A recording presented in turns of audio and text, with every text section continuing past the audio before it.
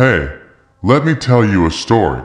It begins on a platform that smelled of rain and iron. The kind of place where people keep their eyes down, clutch their tickets, and wait for something that feels almost eternal. The night train was late, and when it finally pulled in, it breathed like an animal, its metal lungs groaning, its windows reflecting nothing but shadows. The narrator of this story, a man in his late 20s, stepped aboard expecting nothing more than a long, uneventful ride. He found his seat near the middle of the carriage, between an older couple whispering quietly and a young woman staring at her phone with the screen brightness far too high. The light flickered against her pale face, making her look like a ghost caught in glass. He thought nothing of it. Not yet. The train lurched forward. The conductor moved through the aisle, his step steady, his cap tilted low. He checked tickets without a word. His silence was heavier than any announcement. No welcome, no destination, only a nod and a stamp. When he passed, the man felt a strange unease, as if something final had just been sealed. Outside, the darkness pressed against the windows. The countryside nothing but an endless smear of black. No lights, no towns, no stars, just the steady rhythm of wheels, grinding against steel. The ride had the kind of hypnotic quality that makes time lose its edges. Minutes bled into one another, conversations hushed, breaths slowed. Then the first disappearance happened. It was small, quiet, almost too subtle to notice. The young woman with the glowing phone simply was no longer there. One moment her face was bathed in cold light. The next the seat was empty. The phone was gone too. Not a trace left behind. The man blinked, confused. He glanced around, but no one reacted. The couple beside him kept whispering as if nothing had changed. He leaned across the aisle, asking another passenger if they had seen her leave. The passenger frowned, confused by the question. He said there had never been a girl there. He spoke with such certainty that doubt cracked through the man's memory. Had he imagined her? Was the mind playing tricks in the lull of the night train? He shook his head and tried to steady his breathing. The train pressed on, the lights above flickering with every tunnel, shadows stretching unnaturally long. The second disappearance came half an hour later. This time the older couple. They were whispering, their hands clasped tightly together. And then, like a candle blown out, they were gone. The seat sagged slightly, warm indentation still visible in the fabric, but there were no bodies, no voices, only absence. This time the man stood, his chest pounding. He walked down the aisle searching for the conductor, but the man in uniform was nowhere to be found. Other passengers looked at him with mild annoyance, as if his movement disturbed some delicate balance. He tried to explain, to point out the empty seats, but every response was the same: confusion, dismissal, irritation. It was as though the world of the train existed onto layers, one visible, one hidden, and he alone was caught between them. He sank back into his seat, sweat dampening his palms. He tried to remember the ticket he had bought, the destination printed clearly at the top, a small town hours away. He tried to hold onto that as a tether, but something in the air told him the train was not heading anywhere he recognized. It was too dark, too silent, too endless. The third disappearance happened near midnight. A man in a business suit, tapping away on his laptop. The keys clattered softly, his concentration out. Then the sound stopped. The laptop closed itself with no hands, and the seat was bare. The man wanted to scream, to demand answers, but his voice caught in his throat. The silence around him pressed down heavier than steel. Finally, the conductor returned, stepping into the carriage with the same slow rhythm. The man stood quickly, blocking his path, demanding to know what was happening, asking where the missing passengers had gone. The conductor tilted his head slightly, his eyes shadowed under the brim of his cap. He gave no words, only lifted his hand and clipped the man's ticket again. Though the punch had already been made, the man looked down at the paper, and the date was wrong. It no longer showed today. It showed a date from 10 years ago. His blood ran cold. He tried to protest, but the conductor moved past him as though he were nothing but another shadow. As the hours stretched, the carriage grew emptier, person by person fading without sound, each absence ignored by the others. The man realized he was being shepherded, guided into some pattern he could not yet understand. He pressed his forehead to the glass, desperate for any sign of life outside, but the landscape was a void, the world swallowed in black. He thought he saw faint glimmers, not of towns or lights, but of faces reflected in the dark, faces pressed against the other side of the glass, staring in at him, their mouths open but voiceless. His chest heaved. He pulled back, shutting his eyes, telling himself over and over this was a dream. Fever, a trick of exhaustion.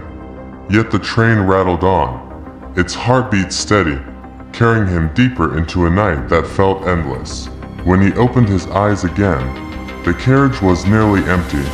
Only 3 passengers remained, a child clutching a stuffed animal, an old woman with her hands folded neatly in her lap, and himself. He wanted to reach out, to ask if they saw what he saw, but the words died before they reached his lips, because he knew, deep down, that soon they too would be gone, and then he would be alone. The train did not stop, not once, no stations, no announcements, only the endless rhythm of steel wheels carrying them farther from the world they knew. The man gripped the armrest, whispering to himself, asking where are we going, but the darkness outside gave no answer. The man sat frozen, his body rigid, as if the seat itself had fused into his bones. The child with the stuffed animal rocked gently back and forth, humming a tune that had no melody, no beginning and no end. The old woman kept her gaze fixed on the aisle, her lips moving silently, perhaps in prayer, perhaps in something older than prayer. The man wanted to ask where the train was going, but his throat felt sealed. He tried again, forcing sound past the dryness of his mouth. His voice cracked as he asked if they noticed people vanishing. The child tilted her head slowly, her eyes glimmering with something that was not innocence, and she whispered that no one disappears, they only arrive. The old woman nodded faintly, her lips curling into a sad smile. She added that the train does not lose passengers, it collects them. The words dropped into his chest like ice water. He gripped the seat, trying to make sense of them, but before he could ask what they meant, the lights flickered violently, and when they steadied, the child was gone. The stuffed animal remained, slumped sideways as if still held. The old woman did not react. She only folded her hands tighter, her eyes heavy with knowing. The man could not bear it. He staggered to his feet, stumbling toward the door between carriages. He shoved it open, expecting cold wind, expecting resistance, but the space between the cars was strangely still. No rush of air, no sound beyond. The endless thrum of the train. He pulled at the exterior door, but it did not move, as if welded shut. He pressed his face to the small window, and saw only black, thicker than night. It was not the darkness of absence. It was the darkness of something present, pressing back, staring in. He returned to the carriage, his breath shallow, and the old woman was gone too, her seat empty, her presence erased as neatly as ink wiped from a page. The man's knees buckled. He sank into the seat across from hers, staring at the fabric, still indented, still warm, as though she had never left at all. Now he was alone, the only passenger left. The silence around him so absolute it roared in his ears. The lights above buzzed faintly, flickering in slow rhythm. The train rattled on, unstoppable, eternal. He pressed his face again to the window, desperate for any hint of escape. And that was when he saw it. Not landscape, not towns, not forests, but endless rows of tracks running parallel to his own. And on those tracks were trains, dozens, hundreds, all gliding silently in the same direction, each one lit faintly inside. And within each train, he saw faces, passengers staring out, mouths moving, some screaming, some singing, some silent. They were countless, stretching into infinity. He realized then that his train was not unique. It was one of many, an endless fleet carrying souls through a void without destination. The thought hollowed him out. He wanted to pound on the glass, to demand release, but the void pressed tighter. The conductor appeared again, stepping through the door at the far end of the carriage, his cap low, his face still hidden in shadow. The man stood, trembling, demanding answers, asking where the train was headed. The conductor paused, his head tilting slightly, and finally, he spoke. His voice like iron dragged across stone. He said the train was heading exactly where the ticket promised. The man looked down at the paper in his shaking hand, and the destination had changed again. No longer the small town, no longer the date 10 years ago.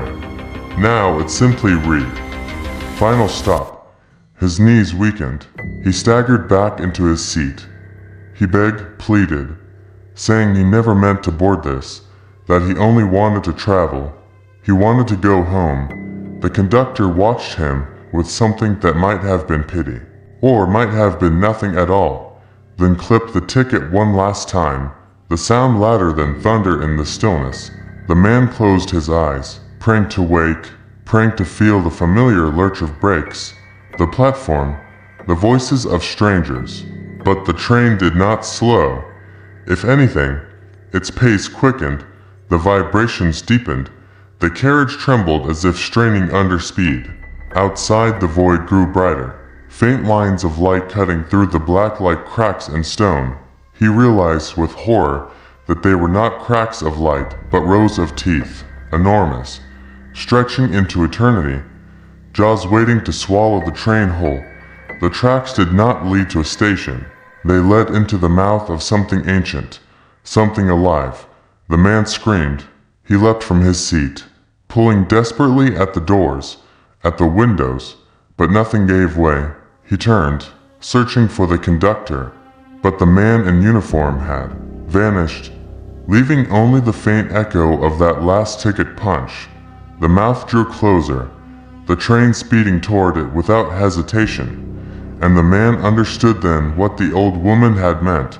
The train was not losing passengers, it was delivering them, feeding them, carrying them to a place where journeys end and nothing begins. He pressed himself against the window, his breath fogging the glass. He saw the other trains converging too, all heading into the same mob, endless lines of light swallowed into endless dark. He shouted until his throat tore, but no sound carried beyond the glass. No one answered. The last thing he saw before the world was consumed was his own reflection staring back. But it was not truly his face. It was older, hollow-eyed, a version of himself long dead. And it smiled as the void closed in. And then there was silence. Hey, if you want to hear more stories like this, make sure to subscribe, because the train never stops collecting passengers, and you do not want to miss the next ride asterisk.